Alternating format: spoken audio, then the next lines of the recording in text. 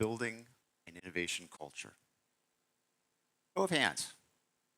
How many here are leaders of any kind of organization? And keep your hands up if you would like your people to be more innovative. Pretty universal.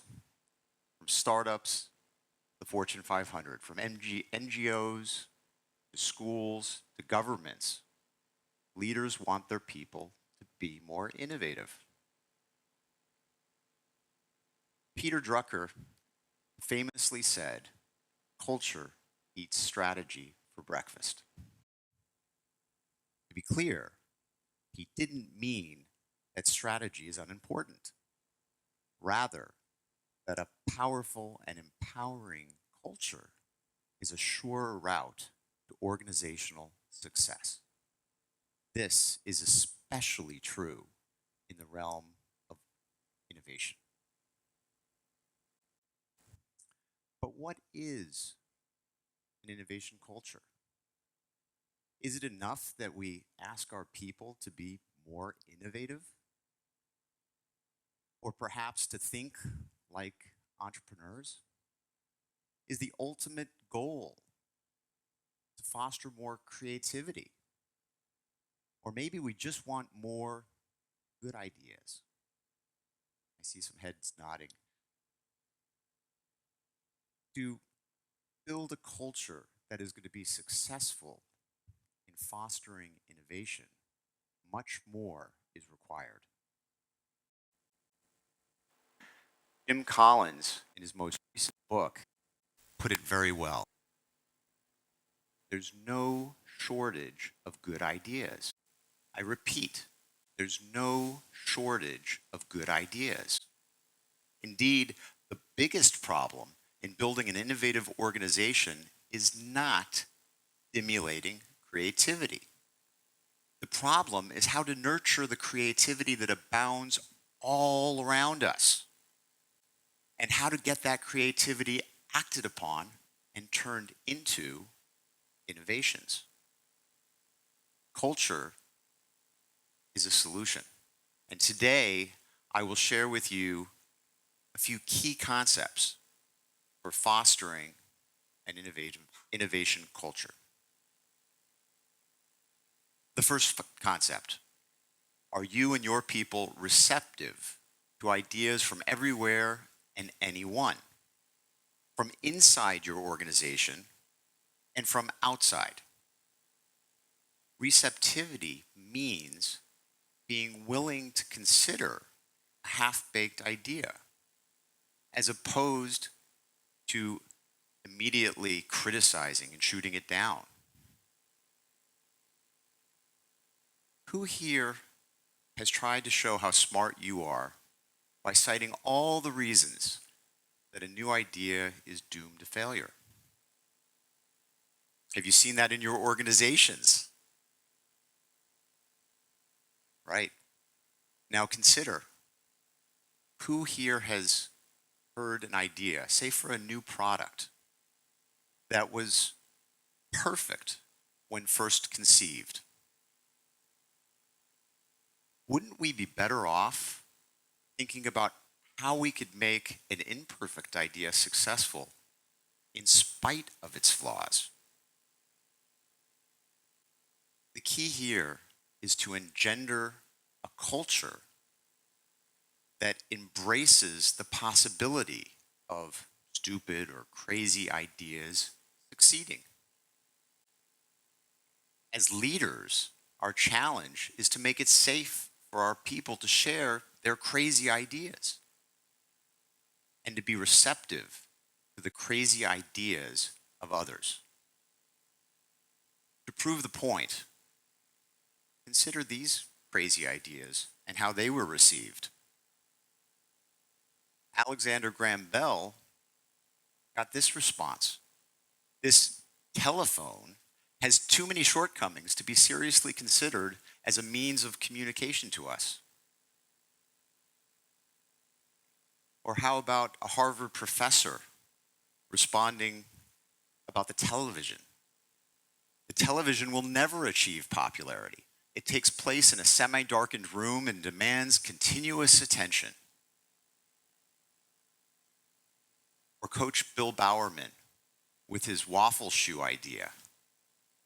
We don't tell you how to coach, so don't tell us how to make shoes. Bill Bowerman went on to co-found a small shoe company called Nike.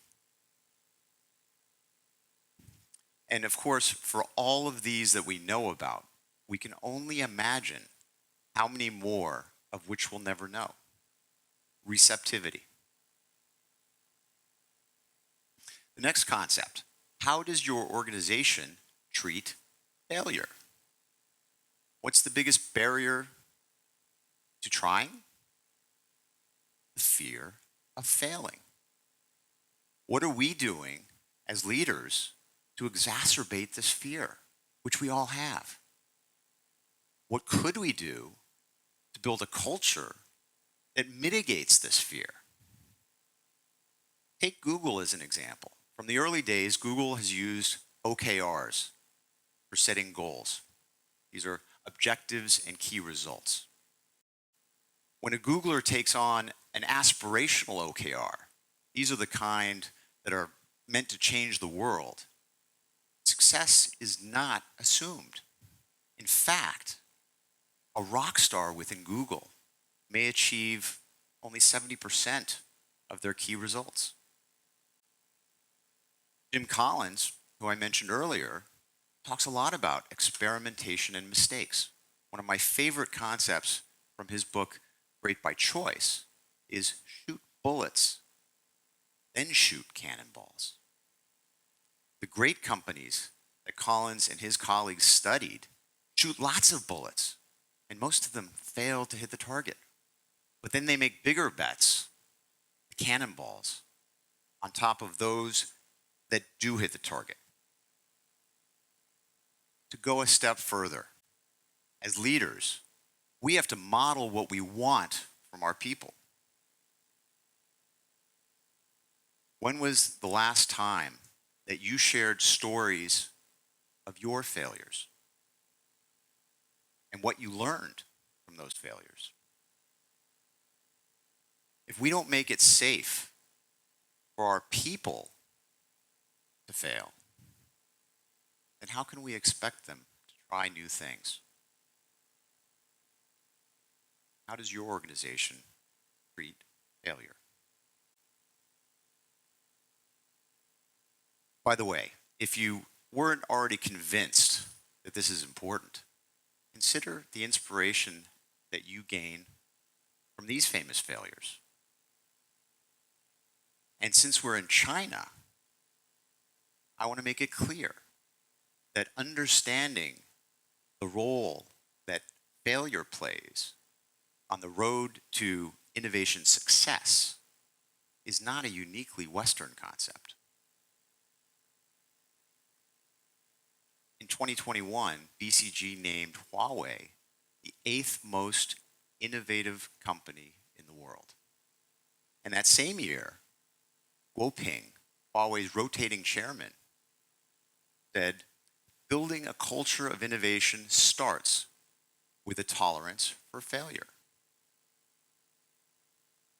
How are you and your organization treating failure? The next concept, are you fostering a culture of learning? Now this is Bobby Fischer, the world famous chess grandmaster at 17 years old. He's the tall young one there. Bobby just finished playing 50 opponents, all of them masters in their own right. He went on to beat 40 of them, lose to 3, and he drew with the other 7. How was Bobby able to beat so many accomplished chess players all at the same time? Researchers have suggested that chess mastery is linked to pattern recognition. A good chess player might know 1,000 patterns on a chessboard. A master, maybe 10,000. A grandmaster on the order of magnitude of 100,000 patterns on a chessboard. So essentially, while Bobby was walking around this room making moves on all these different chessboards, and his opponents had, on average, 50 times longer to study their board,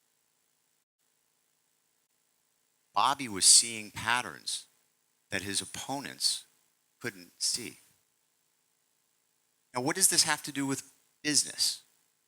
Well, pattern recognition has also been linked to creativity and innovation. This is in good part why we often hear strategy compared to chess. If patterns aren't going in, how can we expect to be more creative,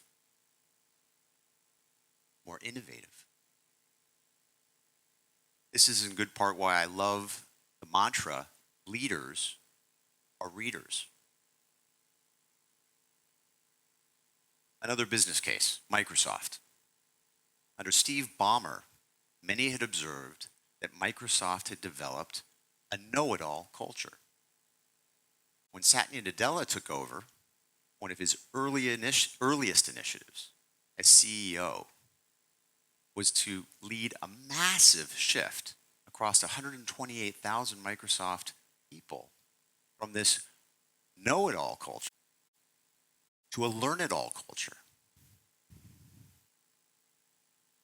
The stock certainly reflects the impact of that shift. Under Ballmer, the stock was pretty much flat for about 14 years.